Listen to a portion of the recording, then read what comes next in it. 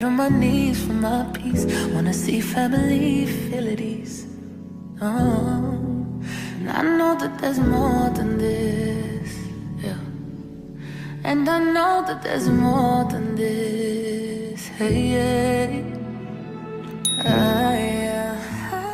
Hello you guys, welcome to Bed Talks episode 1, where I share my deliverance testimonies and my journey walking with Christ. So instead of grabbing the popcorn, you guys, we're gonna grab our Bibles. So today, you guys, we're gonna get into the story. And the story I am talking about today is you must let go.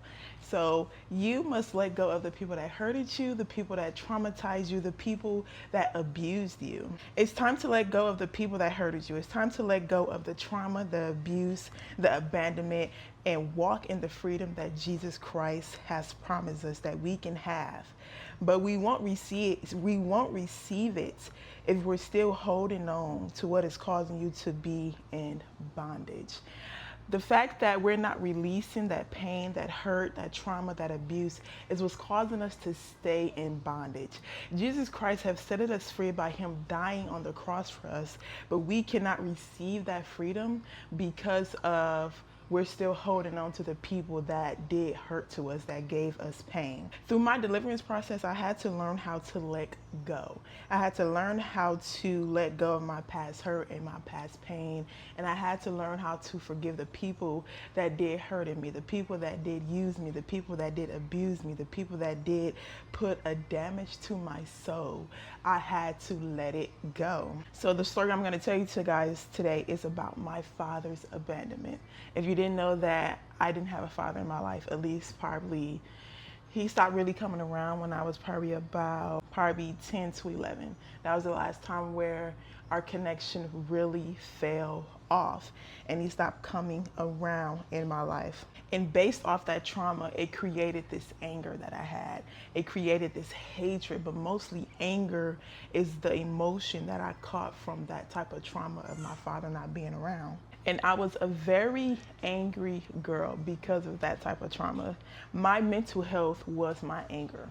So if I get to the point where, when I got to a point where I was angry like that, to the point where I'm throwing desks, I'm messing up my room, I'm damaging everything because I am angry because of the hurt that I got, that my father did to me based on the past trauma. And it created this mental health out of my anger. Because honestly, I'm not a very angry person. I look crazy when I get that angry. And the way I got angry was unusual. You know what I mean? It wasn't the type of anger you see on a daily. It was a mental health anger that would come out every time. So every time I became angry, yep, I would kick, I would scream, because based on the anger that was built inside of me because of my dad. And if you understand, if you like, wonder why she keep looking down, I'm looking at my notes. I didn't understand why he stopped coming around like every other girl, but I couldn't be that daddy's girl that I wanted to. So anger was my reaction because I couldn't become the daddy's girl that every little girl wants to be, right? And there were side effects of not letting go. So there were a lot of side effects of me not letting go of the pain of the hurt that my dad created in my heart. It was side effects of me not letting go of what my dad did to me. And the side effects was me becoming to hate men.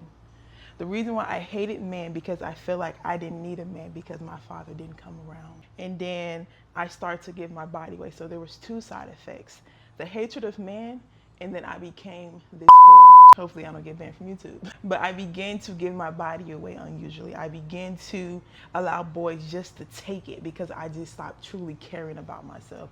I truly just gave up, like, well, nobody else loved me, so why should I take care of myself?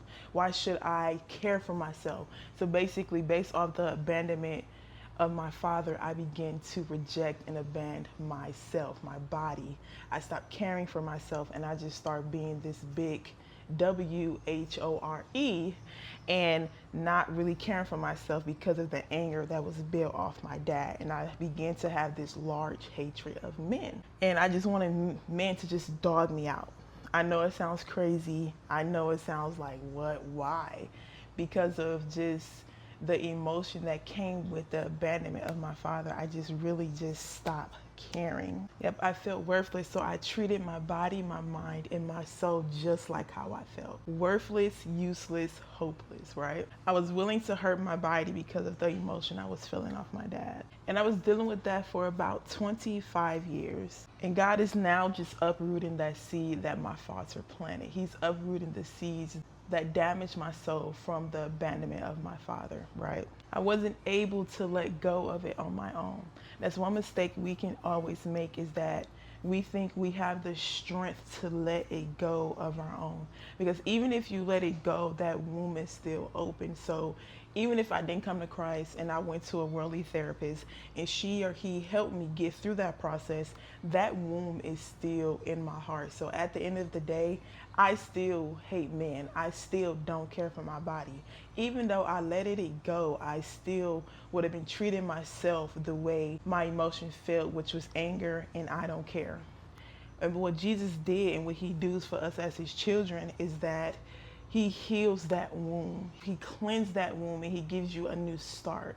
And that's the difference between, I feel like, worldly therapy and Christ's deliverance, is that even in worldly therapy, you still will be in that type of hurt and still will have that type of emotion, even though you let it go. But with Christ, he gives you a new start from that hurt. He heals it, he cleanses you, and he lets you have a restart. So that's the best part about it. I wasn't able to let it go on my own, so I had to only go to Christ to save my soul. And only Jesus can heal a trauma like that, where you're willing to start over a new life and not hate men anymore, to care for yourself again. And that was me.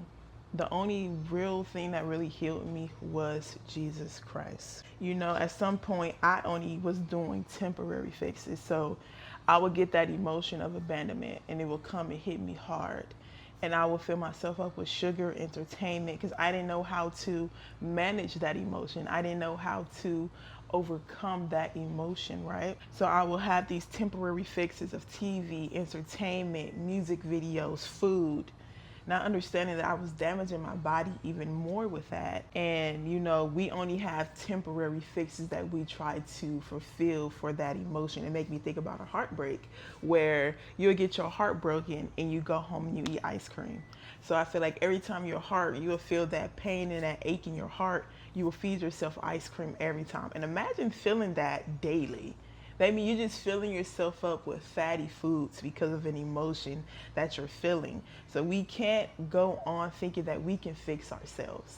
We can't go on thinking that this food is what's going to help us cure our emotions. But the only person that can truly fix us wholeheartedly for eternally is Jesus. And that's what I'm just saying. I didn't truly get healed until I said yes to God, what I'm trying to say. I didn't truly get deliverance until I said yes to God. I was just really doing temporary fixes in my life every time that emotion will come up. One of our jobs as his children is to let go, so he can cleanse us and give us a new heart with his love. The man at the pool, and I always think about this story when it comes to deliverance or telling my story, because imagine if the man at the pool never got up. He would have never got healed, right? If he would have never listened to Jesus and said, get up, you are healed. If he would have never stood on his feet and listened to God's word, Jesus' words, he would have never been healed. So our jobs is to let go of the past and get up and allow Jesus to cleanse us from that. But you must do your part by at least starting to let go. Because what the man at the pool did, he got up. Jesus didn't lift him up. He got up on his own, and Jesus did the rest by healing him. So our part is to start letting go and to start forgiving. And that is what I had to do. I had to start letting go because I was still bound to that hurt, that pain, that trauma, that abandonment that I was still feeling. And I was still operating out of that hurt. So when I met my husband, even though he was a good man in certain parts of his life, I still was reacting out of pain and hurt. I remember the first time we met, and he was loving me. He was taking care of me. He was giving everything I need. And I end up just shouting out, I don't need you. I don't want you. I don't love you. Leave me alone. All you wanted to do was have sex with me. I was reacting out of the pain of my father's womb. I was reacting out of the hurt that I received from my father when I was an 11-year-old girl. I was still bound in that room with that pain of that 11-year-old girl. So I was operating out of that hurt, not realizing that it's hurting me, not realizing what I'm doing to myself and what I'm doing to my husband because of me not letting go of what my father did and not forgiving him. And I can admit it was hard. I had to go back when God was delivering me from that. And to this day, it's still a process. Deliverance is a process. To this day, when I was getting delivered in that process, I had to go back to being that 11-year-old girl. I had to go back to that emotion. I had to go back and open that door to that 11-year-old girl, all that pain. And it was not easy. I cried. I was frustrated. I was angry. I think the strong emotion I felt the most was anger when I went back and opened that door. But what God did is help me release that anger. What He did was cleanse me from that. What He did is rescue me from that. But I had to let go by going back so He can cleanse me from that situation and allow Him to heal me from that situation. But I had to start by letting go of what my father did to me as a child by abandoning me. And by me letting go, I became free. By me letting go and forgiving my father, I became free. I became this adult woman that can love her husband without feeling her father's pain. I became this adult woman that can care for her body now without feeling abandoned because my father abandoned me. I got to the point where I was tired of allowing my life to be led off my trauma, I can say. And that's how a lot of us is operating today, is that our life is leading us based off our past traumas. And that's what I was doing with my father in the father room, was allowing the pain, the mistakes he made to lead my life. And I had to let go and allow God to heal me and cleanse me, because now I say yes to Christ. God is my father now. He's my dad now. He will be there for me no matter what. He will always support me. He will always guide me. He will always, do what a father's supposed to do. So now I have to operate out of the new heart that He had given me. But I had to let go of the pain that my father, my earthly father, gave me based off him stop coming in my life. So I'm at the end of the video. I thank you guys for watching it. This is a new episode, so I probably sound a little shaky because this is a new something that, shout out to my husband and God for coming up with this idea, of course. Yay! Because this will be how it will play out from now on until I come up with a new idea, of course. But I thank you guys for watching Bed Talks episode 1. Make sure you click that notification if you want to see more of my testimony talks, my deliverance talks, and just my journey with walking with God. I love talking about God and, things like that. So if you're into things like that, make sure you hit the subscribe button, make sure you turn notifications on, and make sure you leave a comment at the end of the video. See you guys in the next video.